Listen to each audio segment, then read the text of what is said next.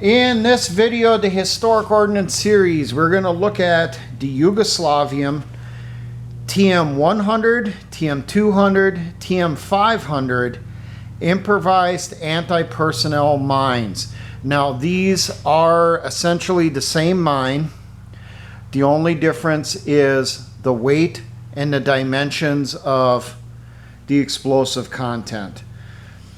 Now, before we get too far into it, I am going to state that the U.S. Army did misidentify these in the 1990s. Back in the 90s, early 2000s, when we had to do foreign mine recognition training, these were labeled as anti-tank mines for some reason, most likely because it had the TM designation. So when the military was kicking these out, it ended up in the recognition test. This was labeled as an anti-tank mine. But once I give you the details on this, you're going to see, yeah, they were seriously wrong. This is anti-personnel. Now, this mine, it looks like probably is one of those mines that the diagram was probably in a booklet that was out there to be used if a war happens, such as World War III, Yugoslavia gets invaded, because you see the same type of thing appearing again and again in Yugoslavia. Now, what this mine is, at its basic core, is a standard explosive block, TNT, with a standardized fuse attached to it. Now, according to the information I found from Russian sappers, these mines had an M10 thread pattern, which was the standard Warsaw Pact thread pattern. So any fuse, any booby trap device, any firing device that had the same type of thread pattern from the former Warsaw Pact countries, that fuse could be used to create this mine. But there were two primary fuses that were used, which I will get into. But first off here, some of the technicals on it. The TM-100, which is this one here, the height was 3 inches, diameter was 1 1/3 inches, and this is the explosive block for the TM-100, and you can see the end of it here, the thread pattern and everything. Weight of this was 100 grams, which translates over to 3.5 ounces. So a 1/4 stick of TNT. This one here is the TM-200. 4 inches in length, 1 inch in width. And it looks like 2.5 to 3 inches wide here. This is 7 ounces, otherwise 200 grams. And this is the big boy of the family here, the TM-500. 4 3/4 inches in height, and then each of the sides here was 2 1/3 inches. Weight was 17 2/3 ounces, otherwise 500 grams. This used standard TNT blocks. There was nothing special about them. The standard TNT blocks had either paper or a cardboard packaging around it. The ends, you might have a plastic or metallic cap on here for your fuse well. Just depended on when it was manufactured. It does look like in some of the pictures, some of these mines were placed inside a metallic sleeve, and that was to give it a fragmentation effect when it was employed. The two primary fuses that were employed with this series of mines were the UTMA-1, also known as the UANU-1 pressure fuse. This was the standard fuse in most of Yugoslavian anti-tank mines. And it looks like the other type of fuse that was employed is the U-prom-1 trip/pressure fuse. And this was employed with the prom-1 bounding fragmentation mine. Now, when these mines were employing the UTMA-1, it takes around 15 pounds of pressure on top of the plunger here to set off the fuse. If the fuse was emplaced with the U-prom-1 fuse for pressure downward on the top of the prongs here, it took between 20 and 35 pounds. When it was put into tripwire mode using the little ring here, or little hole in the center prong here of the fuse, it took a pull of 6 to 11 pounds to move that fuse, or move the pressure prongs to set the fuse off. Temp range for these mines appears to be between -40 to 104 degrees Fahrenheit. That is because of the TNT that is the primary explosive charge. Installation on these, really simple. First off, you're going to inspect your charge that you have, and you're going to inspect your fuse, whichever one you have. Make sure it's serviceable. With TNT, if you're inspecting a TNT block, if you see anything that's wet on the packaging, if you see what looks like a jelly or greasy type substance that's leaking from the package, that TNT is degrading. Do not use it. It is unsafe. Put it back in the box it came from. Turn in every block from that crate, every block in that box for immediate disposal. It is unsafe to use. That oily substance, that greasy substance that's coming out of it is pure nitroglycerin. That is extremely shock sensitive along with heat sensitive. When it's properly mixed inside the compounds to stabilize it in the TNT block, it's just fine. But once it sits over time, it starts to settle downward until it starts leaking out. And you got pure nitroglycerin leaking out of those blocks. Don't use those. Everything passes the inspection. That's when you're going to prep the area where it's going to be emplaced. This could be emplaced in the ground, which turns it into a pressure type mine, or it can be emplaced on a stake or tied to a tree with a tripwire attached to it. So basically we have the same type of effect as a stake mine, or it can be used as a booby trap somewhere with a pressure release type fuse. As I said, standard Warsaw Pact thread pattern. Any fuse that had the same thread pattern could be used for these mines. And then the determination as to which of these mines it is based on which explosive block it used. It was not determined by the fusing. So you prep the area. Once you got that area prepped, that's when you're going to prep your charge.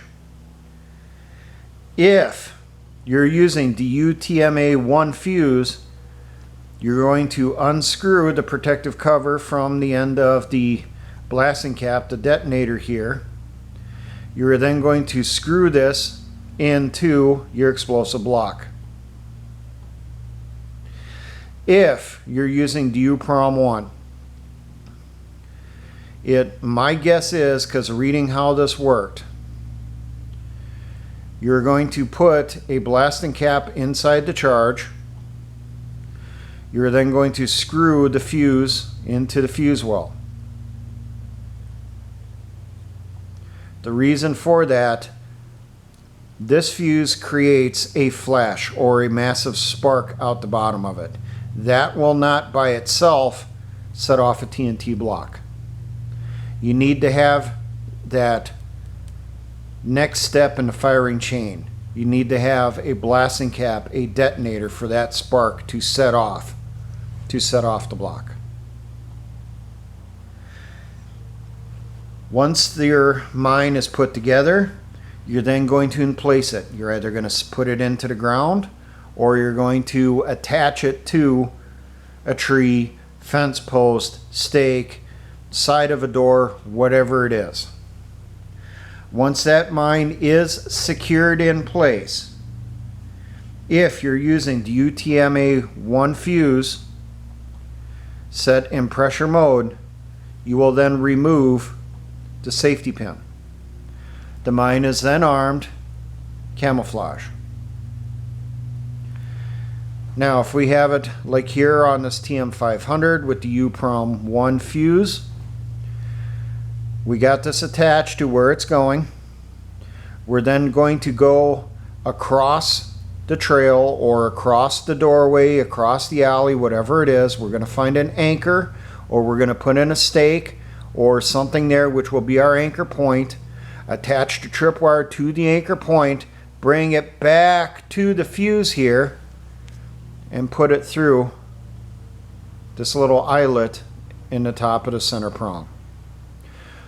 Once the tripwire is attached to the fuse, you will then lift up on the bail here so that it's parallel to the ground. That will open up the jaws on the safety clip here, and then you can pull this off gently from the top of the fuse. Do not put any pressure whatsoever on the pressure prongs. The mine is then armed. Go through camouflage. Now, removal for these mines. First off, locate it.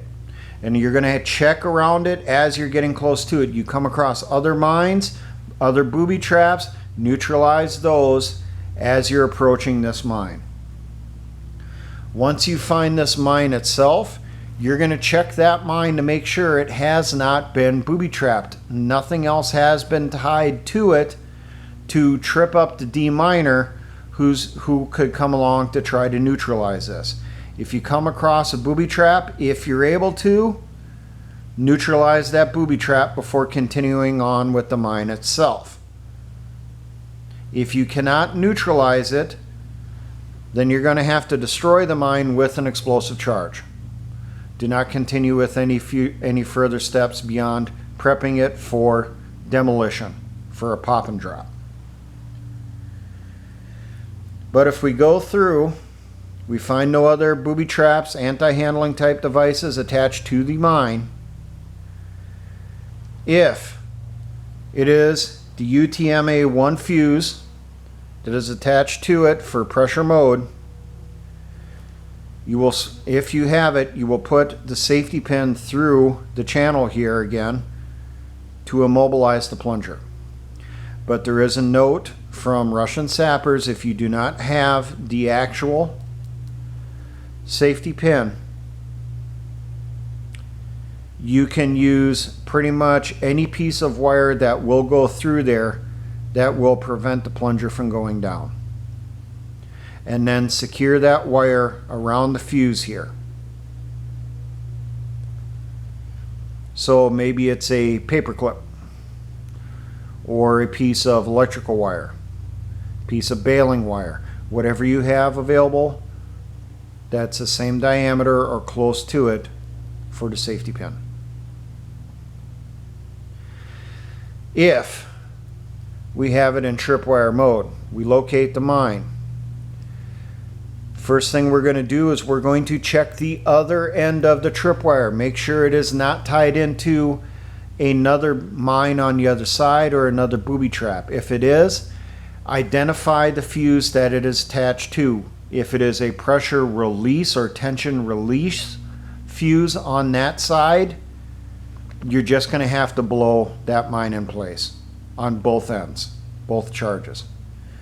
If it is a pull fuse and the tripwire goes between the two mines, okay, you can then go through and you can install the safety clip back on top of the fuse on each of the fuses to neutralize them. Then you will go through, cut the tripwire. So now we've neutralized our fuses. The next step at that point is remove that mine from the ground, from the stake, wherever it's hiding. Take it out of that location. Then you will unscrew the fuse from the explosive block. Separate the fuse from the block. Turn everything in for destruction or back to the mine dump for later reuse. This is a very rudimentary improvised anti-personnel mine. And as you've seen from the package weights on these, they were not strong enough to be an anti-tank mine. They were only strong enough for anti-personnel. I do not know why the Engineer Center misidentified these back in the 90s. They should have been labeled as an anti-personnel mine, not as an anti-tank mine. When we were shown the pictures back then, we were shown just this, the TM-100. And there was no real explanation on it. We weren't given its sizes. We figured that it was a pressure-activated anti-tank mine, and the charge was probably, say, 20-some pounds, maybe 40-some pounds of explosive, essentially a cratering charge with a fuse attached to the top. That's what we thought it was because of the anti-tank designation. But as you see, this one, the 100, had less than a quarter of a pound of TNT. The 200 had just under half a pound of TNT. And the 500 had just over 1 pound of TNT. There was a note with the Russian sappers that they considered the TM-500 to be overkill, far more explosive than what was required for an anti-personnel mine. But remember, these were also used as booby traps. So let's say you had a TM-500.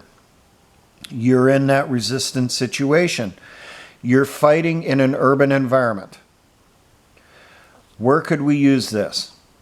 Well, what we could do is we could use something like this in an alleyway where people have to walk through when they're doing the assault to get to your position. Find a wall made out of stone or concrete that will be your backing. You take your charge here before you install the fuse, and on 3 sides of it, attach shrapnel material. Could be nails, bolts, bits of barbed wire, whatever is available. Attach it on there, tape it on there, tie it on there to 3 sides. Well, after you got the fuse installed on here, the side that does not have the shrapnel, that is what will be going up against that concrete wall or stone wall. So now what we've done, we've created a directional mine that covers 180 degrees.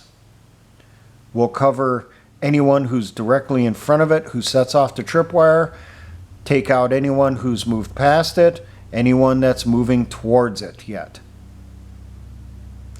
Because the blast will be focused by that concrete wall outward.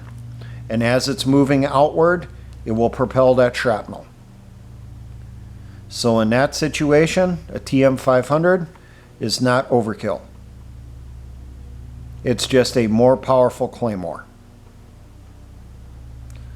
More powerful in the fact that it's covering a 180 degree arc from its left to its right instead of just a 60 degree arc to its front. So there you go. This is a mine that I guarantee will make other appearances around the world. It's really simple. It's not like this was manufactured, came in a box that said TM-100, TM-200, TM-500. It's just a standardized explosive block with a standardized landmine fuse attached to it to be employed as an improvised anti-personnel mine or an improvised booby trap device.